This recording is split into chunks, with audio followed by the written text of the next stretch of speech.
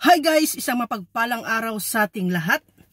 So, for today's video guys, itong video to, ginawa ko itong video to para sagutin lahat ng mga katanungan or komento patungkol kung paano or ano ang mga step paano kumuha ng driver's license dito sa bansang Qatar.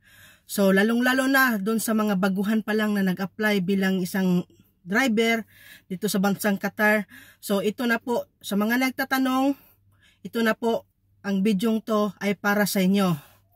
So disclaimer lang po, itong bidyong to or itong isasabi ko sa inyo, based lang po ito kung ano ang naging karanasan ko nung time na nag-ano din ako ng driver's license dito sa bansang Qatar. So una, syempre, kagaya din ninyo, first timer, yon, dinala ako sa amo ko doon sa driving school.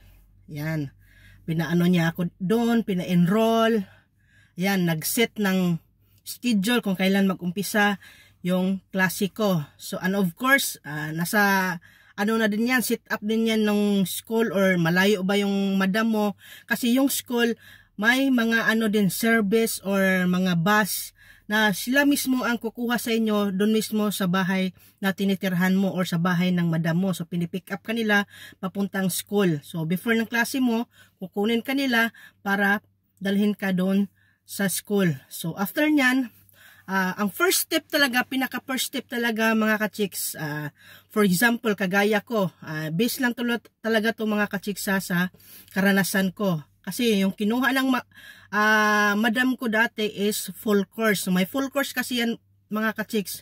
Yung full course, isang buwan, yan. Yung half course, kalahating buwan. So depende na sa'yo yan kung kahit full course ka, kung mapasa mo yan ng madali. So depende talaga yan sa'yo mga ka-chicks.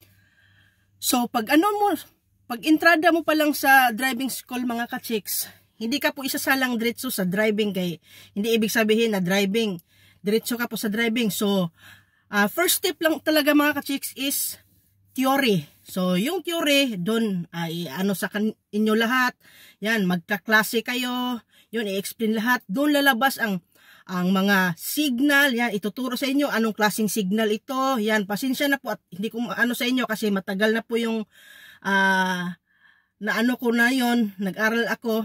So ito explanation ko lang para may idea kayo. So theory mga ka-chicks, doon ituturo, doon may parang board kayo din, parang nasa klase din kayo sa school, may board kayo doon, tapos may mga signal sila na naka ano doon, iano kayo kung anong klaseng signal to or ano to, anong mga sign na to.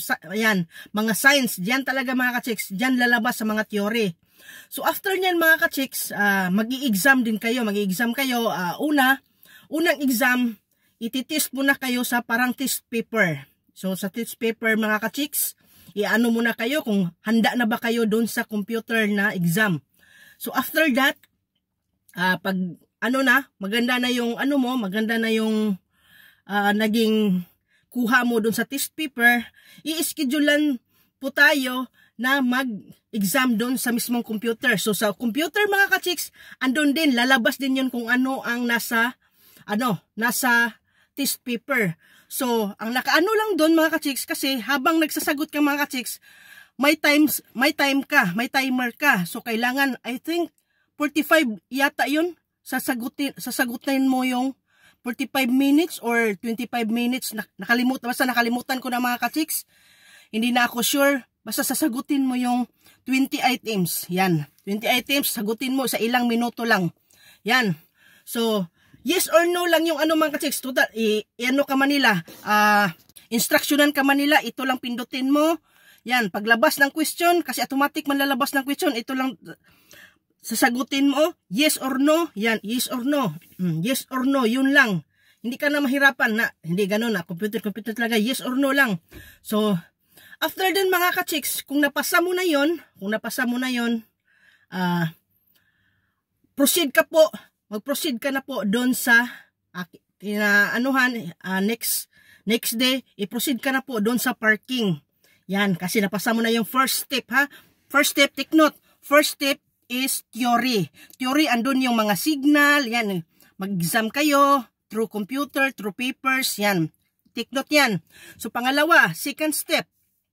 Doon na kayo sa parking. So, sa parking mga ka-chicks, may parang box siya, box siya na parkingan. Kagaya nung makikita natin sa mga malls. Yeah. Pero ang box niya is paatras. So, kailangan paatras mong ipapark yung sasakyan na saktong-sakto doon sa mismong box mga ka-chicks. So, once tumunog yung kasi may nakaano na mga CCTV. Yan, may CCTV na nakaganon sa iyo, nakapokus talaga sa iyo mga ka-chicks.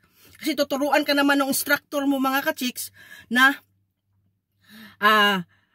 makikita mo yung pinakaano ng gulong, doon mo ikabig yung basta mayroon kang instruction ha, take note, mayroon kang instructor. So, habang nagtuteory ka, may may mga madrive ka rin ng isang oras, ganon, isang oras mga ka-chicks, ayan, testing talaga. So, may instructor, wag kang mag-alala kasi may instructor at ikaw ang pipili ng instructor mo or Pinoy ba or ibang lahi. Yan, wag kayong mag-alala kasi nakaano na yan lahat. Oh. So, after nyan mga ka-chicks, kung napasa mo yung napasa natin yung what's this? Parking. So, hindi tumunog yung CCTV. So, it means pasado ka. So, after that, road test na. Road test. Yan, road test. So, sa road test mga ka-chicks, basta take note din ha, habang ginagawa natin to, nagdra-drive ka na, drive na, kasama yung instructor mo. So, 1 hour drive. Yan, kasama 1 hour drive. Then, insert na yung mga exam. Yun. So, pinaka-final mga ka-chicks is, pinaka-final talaga is road test. Yan, road test mga ka-chicks, sasamahan ka na nung pulis. So, yung pulis dyan, so, pwede, tatlo kayo doon, estudyante, tatlo kayo estudyante, ano man kayo doon, papalit-palit, kasi hindi naman pwedeng isa lang, so, minus oras na yon. So, kung ikaw na mga ka-chicks, yung tabi mo is yung pulis. So, nagagrado yung pulis mga ka-chicks, kung dawi ka mag-handle ng manibila, dawi mo i-handle yung traffic or yung mga mo, yan. Dapat, ang pinaka-worst pa nito mga ka-chicks, yung pulis, susubukan ka talaga na sabihan ng mali. So, nasa sayo na yun mga ka-chicks, kung alam mong mali, wag mo siyang sundin kasi subok lang po talaga yon. Take note po, kung alam nyo pong mali, wag nyo pong sundin yung pulis na nagsabi sa iyo. For example, magsabi na siya ng go left, may gumaganon pa ng mga sasakyan. Okay, go, pero may gumaganon pa sasakyan. Alangan naman, ka talaga, lalarga ka. So kung alam mo po na hindi tama, wag nyo po siyang sundon kasi subok lang po niya yon. Tinatry niya lang po ang galing mo. Tinatry lang po niya yung alam mo. Yan. So after niyan, malalaman talaga mismong araw na yun mga ka-chicks ng road test. Kasi pagkatapos mong mag-road test kasama ng pulis, ipapass man nila yon doon sa So may nakalagay doon na pass or failed. Yan. So kung failed ka po, failed sa lahat. Failed ha, kahit failed ka sa take note ha, kahit failed ka sa theory or kahit failed ka sa parking or kahit failed ka sa road test, magkuha ka po ng retake. Yan, retake, I think dati 150 real man yun, 50 real. Retake po, retake. Kada retake, may babayaran kang 50 real. Yan. Pero kung napasa mo yung lahat mga ka-chicks, yan, makukuha mo na yung lisensya mo mga ilang araw. Yan. So, congratulations, pwede ka nang mag-drive. Ayan. Yan. So, sa lahat na naman ng mga nagtatanong kung magkano ang sahod, yan, sa next video natin, magsasahod reveal tayo.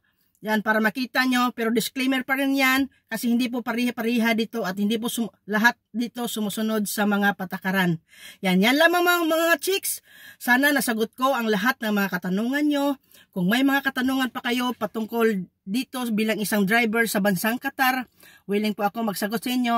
Basta patsensyahan nyo lang po kasi nagtatrabaho ako at medyo matagalan ang mga sagot ko sa inyo. So, lagi po tayo mag-iingat and God bless po sa ating lahat mga ka-chicks and bye-bye. So, sa lahat nga pala nga ng baguhan, please follow my page and YouTube channel. Chicks TV, and sa page ko, Facebook page ko, Chicks TV Official. Paki-share na din po sa mga video na tinitingnan nyo para marami pa tayong makalat natin kung marami pa tayong magkaroon ng mga idea sa ibang nag-a-apply na mga baguhan. Just like our videos and share, and thank you po sa ating lahat. God bless.